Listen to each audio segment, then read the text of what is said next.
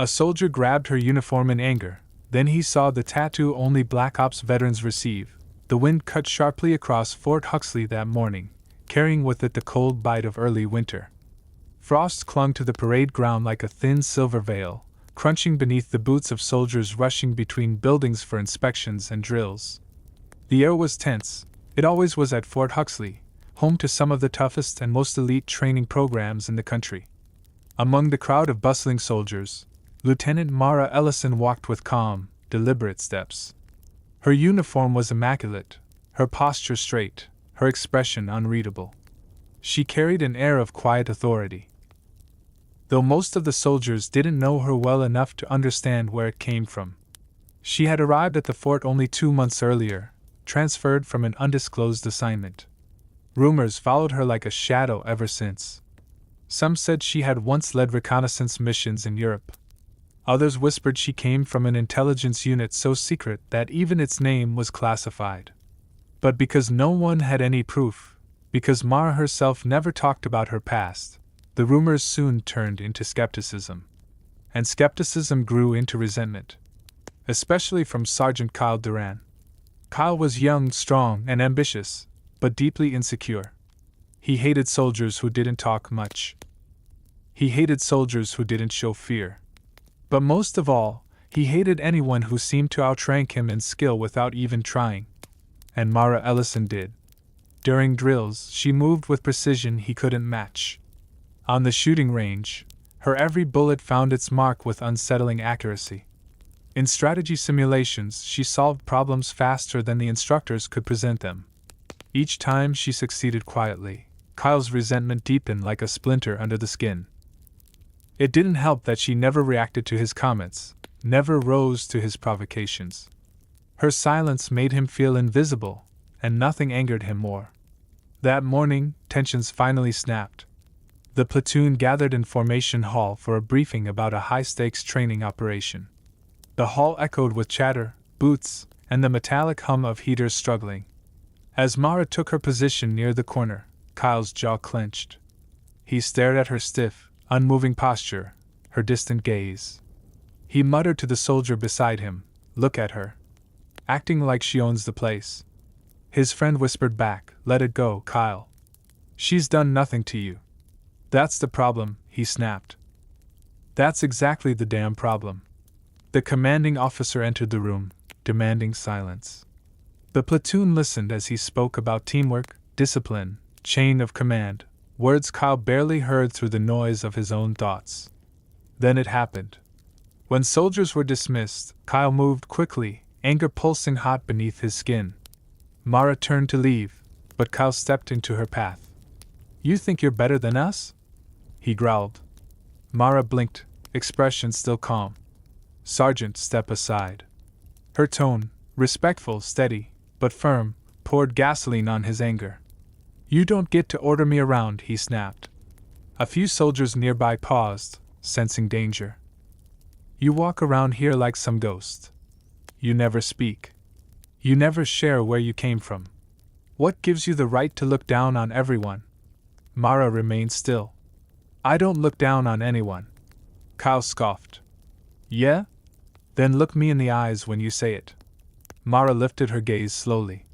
Her eyes were steady as stone. "I don't look down on anyone," she repeated. Something inside Kyle snapped. In one reckless motion, he grabbed the front of her uniform, fingers curling around the fabric near her shoulder. Gasps echoed around the hall. A few soldiers stepped forward, but no one fast enough. Mara didn't flinch, she didn't struggle, she didn't even raise her voice. She simply stood there. "Kyle, stop!" one soldier shouted. But Kyle didn't hear anything.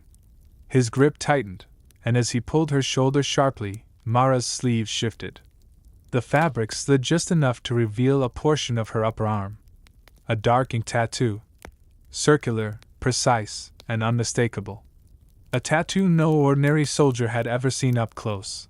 A tattoo granted only to operatives who survived missions that never made the news.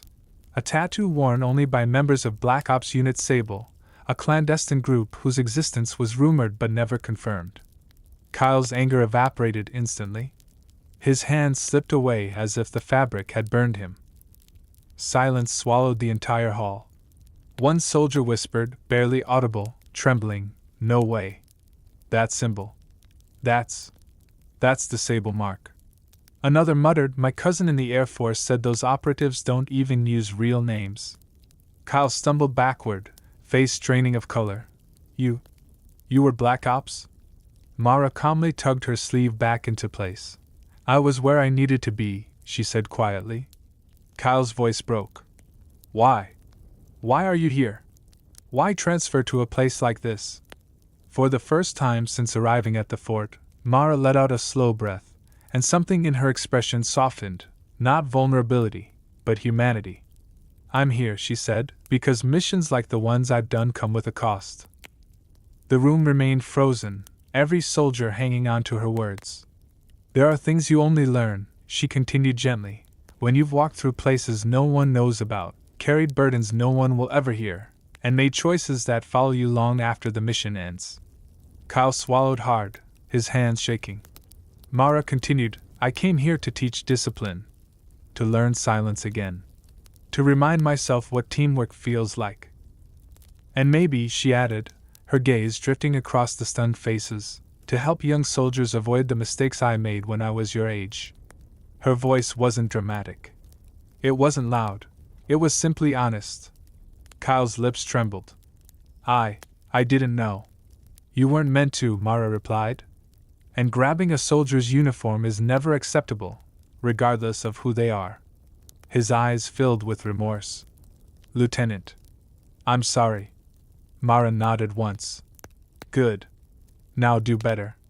The hall remained silent long after she walked away, her footsteps measured, controlled, confident. Over the next few days, everything changed.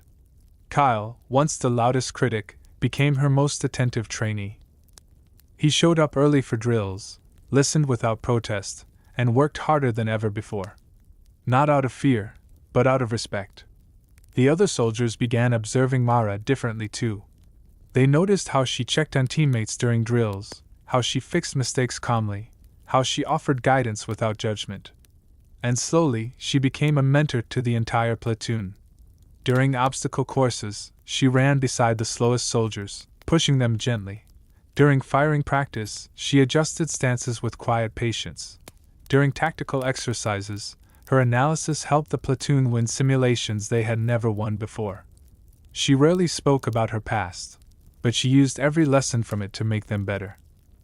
Kyle, in particular, grew under her guidance.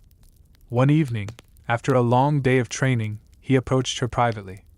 "Lieutenant," he began quietly, rubbing the back of his neck, "I owe you more than an apology. I owe you the respect I should have given you from day one." Mara looked up at him, expression neutral but listening. "I thought strength meant proving myself louder, tougher, faster," he continued. "But watching you, I realized real strength is something else entirely." Mara nodded slowly. "Strength is being in control of yourself," she said. "Not others." Kyle swallowed. "I want to learn that." "For your sake," Mara replied, "I hope you do." From that day on, the dynamic of the entire platoon shifted. Where there once was ego, there was humility. Where there was competition, there was cooperation.